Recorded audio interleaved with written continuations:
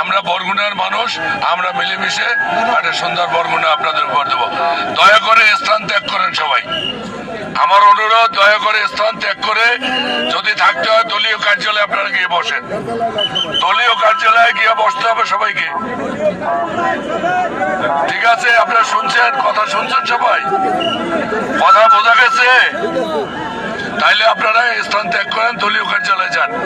ইনশাল্লাহ ফলাফল হলে আমরা ওইখানে আসবো এবং সবাইকে নিয়ে আনন্দ করব।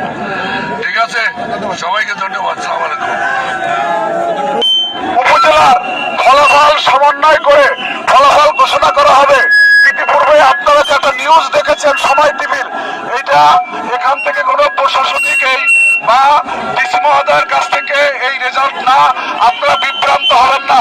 আমরা আশা করি আমরা বিজয়ী হব, অথবা যদি অন্য কেউ বিজয়ী হয়, যেহেতু নজরুল মোল্লা ভাই বলেছেন আমরা সে মেনে নেবে, আমরাও মেনে নেব, কিন্তু আমরা আশাবাদী আমরা বিজয় হব।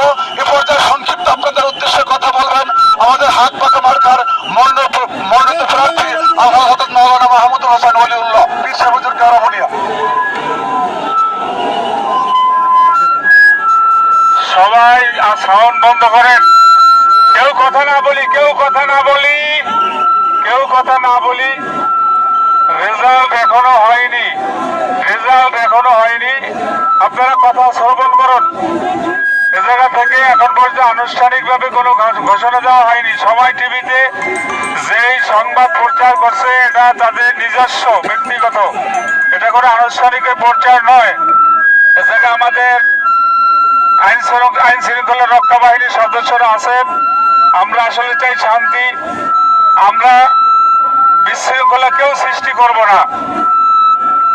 হয়তোবা অচিরেই রেজাল্ট ঘোষণা করা হবে। এ জায়গায় আমরা কেউ অবস্থান করব না, কেউ অবস্থান করব না। এ জায়গায় যদি অবস্থান করতে হয় আপনারা এই জায়গা থেকে ইসলামী আন্দোলনের নির্বাচনী পরিচালনা কমিটির যে অফিসটা আছে অস্থায়ী, ও জায়গায় সকলকে সরে যাওয়ার জন্য